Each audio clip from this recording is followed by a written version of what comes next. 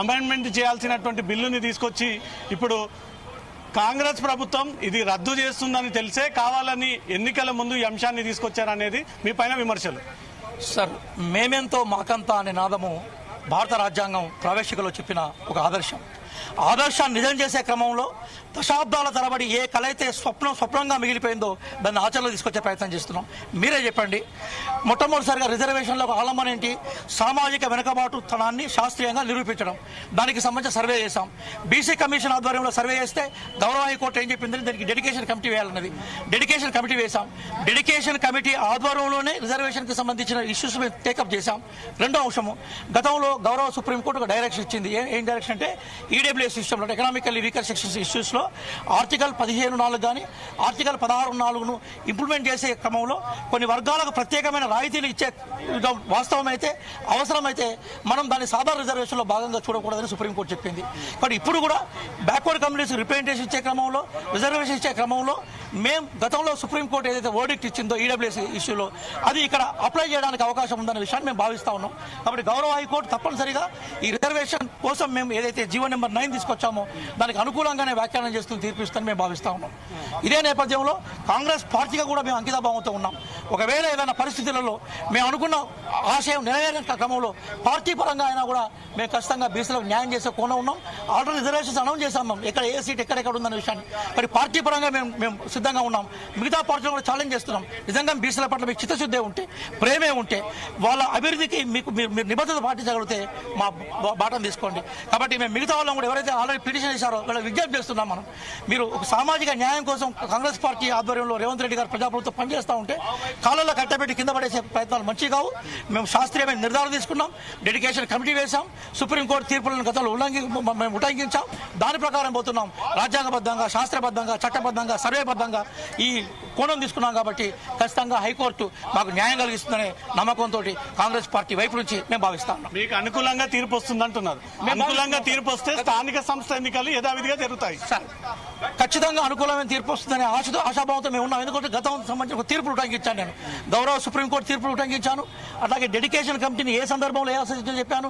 Dedication committee వేయడానికి గౌరవ high court యొక్క సలహాను మేము ఎందుకు తీసుకోవాల్సి చెప్పాము. కాబట్టి ఇవన్నింటినీ మనం క్రోడీకరించినప్పుడు ఖచ్చితంగా హైకోర్టు, అలాగే స్థానిక ఎన్నికల సంబంధించిన రిజర్వేషన్స్ మీద స్థానిక ఎన్నికలు పూర్తిగా రాష్ట్ర ప్రభుత్వ పరిధిలకు సంబంధించిన విషయాలు కాబట్టి స్థానిక సంస్థలకు సంబంధించిన ఎన్నికల్లో తప్పనిసరిగా రాష్ట్ర ప్రభుత్వం దానికి సంబంధించిన జీవోలు తీసుకున్న హక్కు అవకాశం ఉంది. కాబట్టి హైకోర్టు తీర్పు నిజంగా మా ప్రజాస్వామ్యానికి అనుకూలంగా వస్తూనే 42% ఇంప్లిమెంట్ చేస్తే తెలంగాణలో రిజర్వేషన్ శాతం 67కు పెరుగుతుంది. ఎక్కడ కూడా దేశంలో 67% రిజర్వేషన్ లేదు. మీకు చాలా క్లియర్ చెప్పాను. సుప్రీంకోర్టు గతంలో ఒక తీర్పు ఇచ్చింది. ఆర్టికల్ 15(4), ఆర్టికల్ 16(4) సంబంధించిన న్యాయం చేయాలనుకున్నప్పుడు, ప్రత్యేక పరిస్థితుల్లో రిజర్వేషన్స్ పెంచాలని మీరు అనుకున్నప్పుడు సాధారణ రిజర్వేషన్స్ పరిధిలోకి ఇది రాదని సుప్రీంకోర్టు చెప్పింది. ఇది ఏ సందర్భంలో చెప్పిందంటే ఈడబ్ల్యూఎస్ రిజర్వేషన్ల మీద సుప్రీంకోర్టు వ్యాఖ్యానం చేసే సందర్భంలో చెప్పింది. ఇక్కడ కూడా ప్రత్యేకమైన పరిస్థితుల్లో స్వతంత్రం వచ్చిన తర్వాత ఈ వర్గాలకు న్యాయము, రాజకీయ న్యాయం జరగలేదు. కాబట్టి ప్రత్యేకమైన పరిస్థితుల్లో స్థానిక సంస్థలు ఇవ్వాలనే కోణం తీసుకుంటాం. అంటే ఏ గౌరవ సుప్రీంకోర్టు యొక్క గత తీర్పు ఏదైందో ఆ తీర్పును ఇక్కడ అప్లై చేయడానికి అవకాశం ఉంది. కాబట్టి వీఆర్ హోపింగ్, మేము భావిస్తున్నాం తప్పనిసరిగా హైకోర్టు వర్డిక్ట్ జీవో నెంబర్ 9ని సమర్థిస్తుంటుందనే భావంతో మేము ఈ ఎన్నికలకు మాత్రమే రిజర్వేషన్ పరిమితమా, రానున్న భావితరాలకు కూడా సేమ్ ఇంప్లిమెంటేషన్? ఇప్పుడు ఒక బాట వేసాం. బాట వేసిన తర్వాత బాట నడుస్తున్న క్రమంలో మరింత ప్రగతితో ముందు పోతూ ఉంటాం. ఇప్పుడు మాత్రం తక్షణం మాత్రం ఈ ఎన్నికల మీద ఫోకస్ చేస్తున్నాం. భవిష్యత్తులో ఈ రిజర్వేషన్ ప్రక్రియను మేము విద్యా ఉద్యోగ రంగాల్లో కూడా అప్లై చేసే ప్రయత్నంలో మేము ముందుకు పోతాం. ఇప్పుడు మాత్రం స్థానిక సంస్థలకు ఇప్పుడు పరిమితమై ఉన్నాం. ఎక్కడ కూడా గత ప్రభుత్వాలు ఈ 42% రిజర్వేషన్ ని ఇంప్లిమెంట్ తీసుకురావాలన్న ఆలోచన రాలేదు. మొట్టమొదటిసారి కాంగ్రెస్ ఆ నిర్ణయం తీసుకుంది. కానీ కాంగ్రెస్ పైన విమర్శలు పెరుగుతూ ఉన్నాయి. సహజంగా నడిచే ఎద్దునే పొడుస్తూ ఉంటారు. ఎవరైనా కూడా నడిచే ఎద్దుని పొడుస్తూ ఉంటే ఇంకా బాగా నడవాలని చెప్పేసి ఆ విమర్శలు సద్విమర్శలు తీసుకుంటున్నాం. అదే సందర్భంలో మేము బీసీ నాయకులు కానీ సామాజిక న్యాయం ప్రేమించే వాళ్ళకు చేతులెత్తి ప్రార్థిస్తూ ఉన్నాం.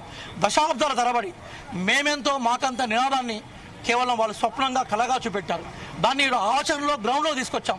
ఈరోజు హైకోర్టు ఎదురుగా వేలాది మంది ప్రజలు కానీ వందలాది మీడియా పర్సన్స్ కానీ ఇక్కడ ఉన్నారంటే ఈ ఇష్యూను మేము ఎంత పకడ్బందీగా ప్రజల్లో తీసుకుపోయే విషయం అర్థమైంది. కాబట్టి రేవంత్ రెడ్డి గారి సర్కార్, రాహుల్ గాంధీ గారి గైడెన్స్ తోటి, మల్లికార్జున ఖార్గే గారి గైడెన్స్ తోటి డెఫినెట్గా దీన్ని ఆచరణలో తీసుకొచ్చే ప్రయత్నం చేస్తాం. ఖచ్చితంగా అమల్లో మేము మిగతా పార్టీల కన్నా ముందుంటామని చెప్తున్నాం. మేము మిగతా పార్టీలు కూడా ప్రశ్నిస్తున్నాం. మేము నిజంగా మీకు చిత్తశుద్ధి ఉంటే మీరు ఎందుకు ఇంప్లీట్ కాలేదు? ఇలా ఇంప్లీట్ కావాలి కదా. బీఆర్ఎస్ ఇంప్లీట్ అయిందా? బీజేపీ ఇంప్లీడ్ అయిందా, హరికృష్ణ గారు వ్యక్తిగత హోదాలో ఇంప్లీడ్ అయ్యారు. కానీ వాళ్ళు ఇక్కడ ఇంప్లీడ్ కాకపోవడం మనకి ఏమి చెప్తా ఉందంటే వాళ్ళకు బీసీ రిజర్వేషన్ పట్ల చిత్తశుద్ధి లేదని చెప్తుంది. కాంగ్రెస్ పార్టీగా మేము చిత్తశుద్ధి ఉన్నాం కాబట్టి ఈరోజు బీసీ రిజర్వేషన్ కోసం మేము ఖచ్చితంగా స్టాండ్ అయినాం.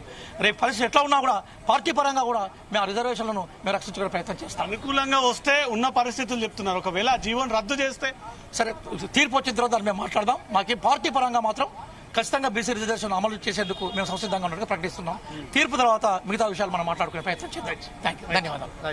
రైట్, ఖచ్చితంగా ఈ 42% రిజర్వేషన్ అనే అంశం